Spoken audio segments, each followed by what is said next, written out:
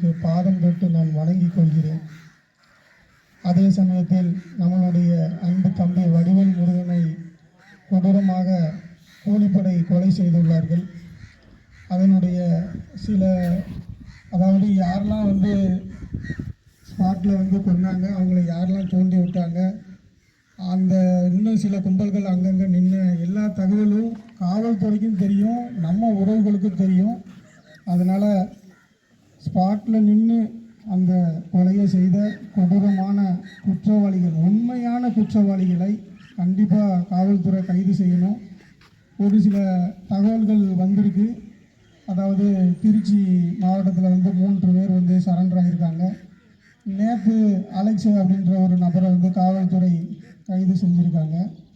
அது எல்லாத்தையும் எடுத்து நம்ம ஃபுட்டேஜே நம்மகிட்ட காமிக்கணும். இந்த நபர்கள் தான் ஸ்பாட்டில் செஞ்சாங்க அப்படிங்கிறதுக்கு நமக்கு ஆதாரத்தை காவல்துறை ஃபுட்டேஜை நம்மகிட்ட காமிக்கணும். அதுக்கப்புறம் தான் நம்ம அடுத்த கட்ட நடவடிக்கையை நம்ம காவல்துறைகிட்ட சொல்லுவோம். அதே மாதிரி நம்ம அன்பு தங்கைக்கு அரசாங்க வேலை கண்டிப்பாக கொடுக்கணும். இன்னும் சில கோரிக்கைகளை வச்சு நம்ம அமைதியான முறையில் அரசாங்கத்துக்கு எந்த பாதிப்பு இல்லாத அளவுக்கு அமைதியான உள்ளிருப்பு போராட்டம் நம் மரப்பநாடு ஊருக்குள்ள நம்ம உறவுகளோடு பண்ணிக்கிட்டு இருக்கோம். இதுவரைக்கும் இன்னும் காவல்துறை நம்மகிட்ட பேச்சுவார்த்தைக்கு வரல.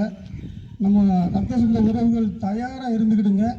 இன்னும் சிறிது நேரத்தில் நம்ம தூத்துக்குடி ஹைவே ரோட்டம் மறிக்கிறதுக்கு தயாராக இருந்துக்கிடுங்க. நம்ம போனோம்.